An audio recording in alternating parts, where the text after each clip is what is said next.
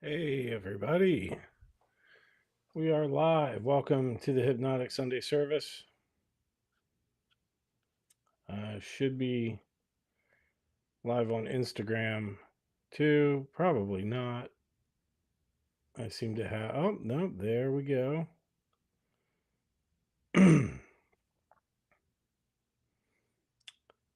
Sorry, just.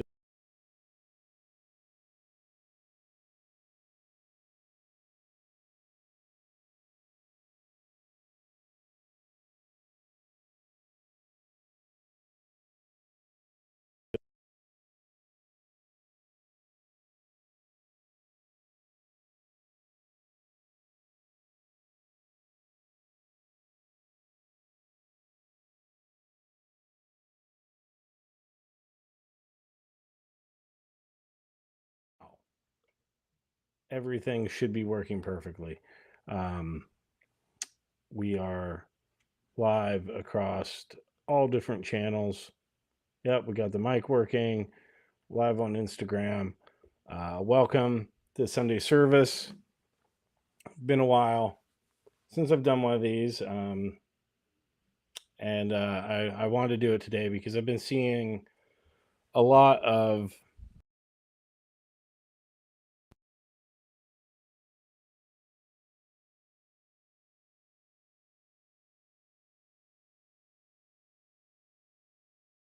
any more technical difficulties. We should be good. And oh man, but yeah. So welcome everybody to the Sunday service. Now I've been seeing a lot of talk about um, everything is a trauma response, and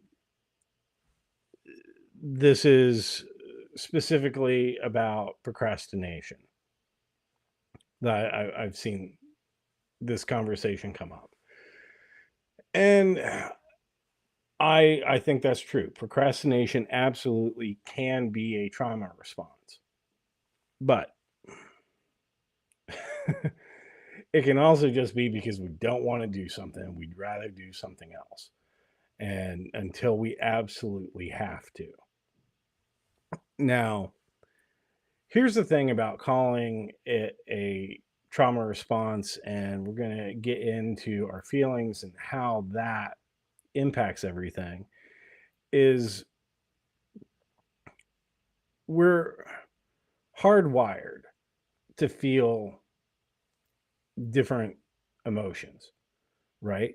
Anxiety, that's something I help people all the time overcome. I used hypnosis to overcome my own anxiety, and hypnosis is amazing for that, right? But we are hardwired to feel it. Just because it's not an issue for me, or it's not an issue for people that I've worked with before, doesn't mean that we're never going to feel that. There will always be situations where we will feel anxious, where we'll feel a little tense about something, because it's a hardwired survival emotion. You know, years ago, our ancestors, if they're out hunting and gathering, picking berries, and there's a saber-toothed tiger coming, they would run. And the person that didn't run would get eaten, boom, end of the line.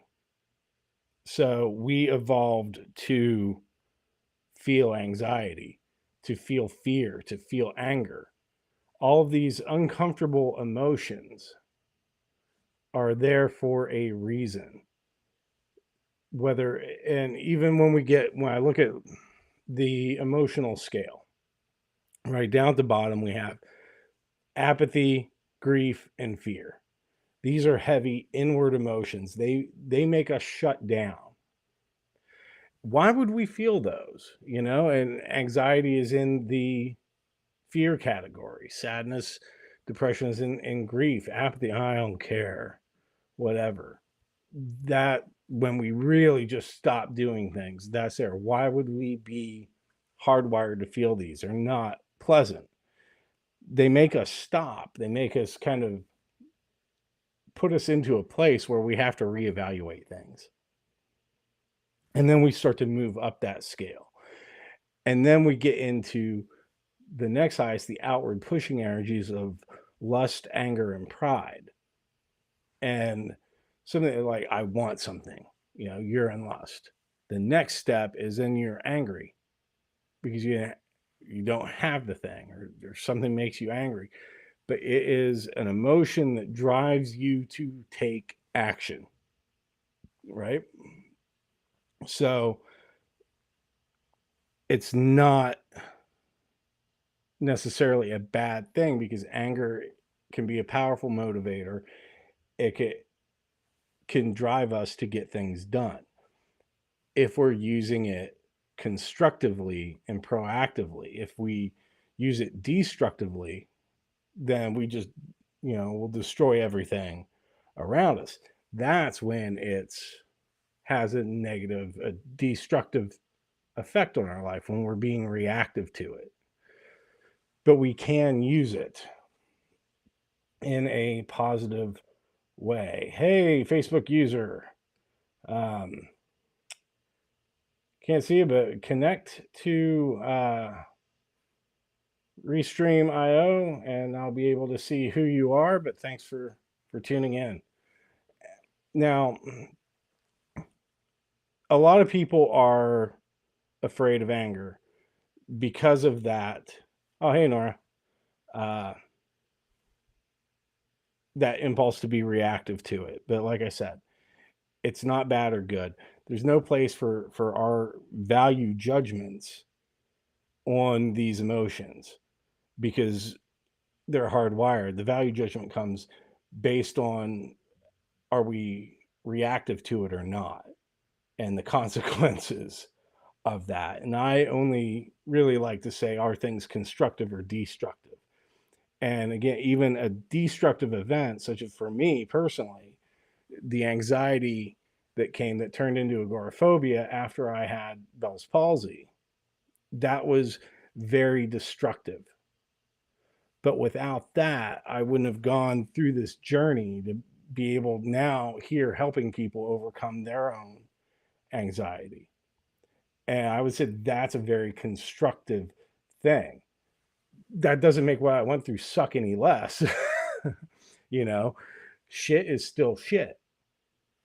But it this destructive event led to something constructive, something with a positive net outcome that, was impossible to see at the time. And when it comes to our reactions to these emotions, so like going back with procrastination being referred to a lot as a trauma response, that's very possible, because we will react in all sorts of different ways to things, and only our subconscious mind knows why why it's doing the things that it does. When I was dealing with my anxiety, when I would have a panic attack, logically I knew there was no reason for this. And that's one of the things that makes it so unbearable for people, is we know there is no reason for us to be feeling that way in the moment. There is no saber-toothed tiger waiting to pounce on us and eat us. So why am I feeling like this? Why is my body reacting like that? Having these emotions that generate these feelings that make us physically feel like shit. It's a response to something. And this is the key. We hear a lot of things. Facts don't care about feelings. It goes the other way around too. Your feelings don't care about the facts. And whenever there's a conflict between the logical, rational mind and the emotional mind is going to win 100% of the time. Think about it when there's a situation, you shouldn't say something, you should just keep your mouth shut and not pipe up, but you can't, and you go ahead and you say it anyway. It's the wrong thing to do. It's the wrong action to take, but you do it anyway because there was that emotional impulse underneath driving the whole thing. And a lot of times that's procrastination. Oh, yeah, it'd be easy for me to just go throw a load of laundry in before I come and do a live stream. I'm going to do it after. Yeah. It'd be easy to just do the dishes right away, but then maybe you wait until later. You put it off. Is that a trauma response? I think there are times when it could be. There are other times where our subconscious, because we evolved this survival mechanism, it wants to drive us towards pleasure. It wants to drive us towards things that we enjoy and giving us rewards. This is why I think social media is so dangerous, because we're getting those dopamine releases in it and people want more. Or people doom scroll, they get angry and then they, ooh, and that releases those chemicals. And then they see a cat meme and oh, there's happy, and it cancels that out. So we're always chasing these highs. The polarization, the polarizing nature of social media creates. It's literally messing with our brain chemistry. And that's like a hyper realized industrial scale thing of what we experience when we decide to put off doing something or not. Our emotional mind is saying, you know what, it's going to feel better to do something else right now. And when we don't have the immediate need, the urgent feeling of doing the thing now, like there was no need for me to put off throwing a little laundry in before I did this, but I did it anyway. Am I going to go do it after? Yeah. Is that procrastination? Could be. I could have done it yesterday. I procrastinated on it until today. So that was. Now, when it comes to identifying is this trauma response or not, I, anything could be a trauma response, right? And none of us gets out of life trauma free. Every single person experiences at least one thing traumatic in their lives. And some people get a lot worse than others. And that is absolutely tragic. But the thing is, our experiences are our own. There's nobody else walking in your shoes. There's nobody else walking in my shoes. So we can't really judge. What's to say one thing should cause a trauma response, one thing shouldn't. And at the same time, we also can't say that procrastination is always a trauma response, because again, we are hardwired to get that amount of pleasure, to follow the path of least resistance. And that's the emotional mind. Sometimes that can benefit if we are trying to avoid a trauma response. Sometimes it might not. But if procrastination is a problem, does it really matter? Does it matter if it's a trauma response or not? If it's something that we are habitually doing? I don't think it does. If it's something that we really want to change, the why doesn't matter. All that matters is that it gets resolved. And that doesn't mean that we're never going to feel that we'll never make a conscious decision to put one thing off in favor of doing another, even though we know that. But the fact is, our feelings don't care about facts. Our feelings don't care about logic. We cannot logic our way out of these problems, out of these issues.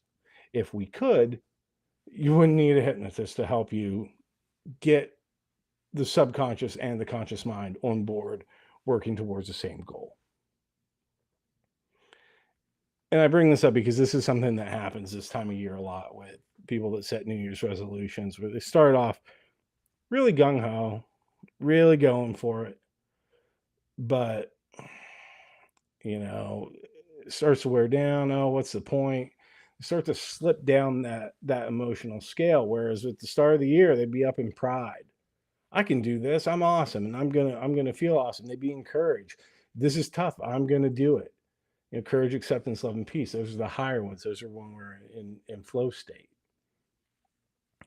And then as time goes on, things happen, especially in the winter months and the weather isn't nice.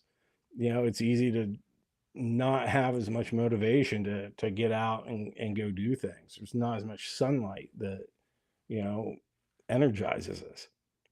So it's easier to, oh, I'll do it tomorrow.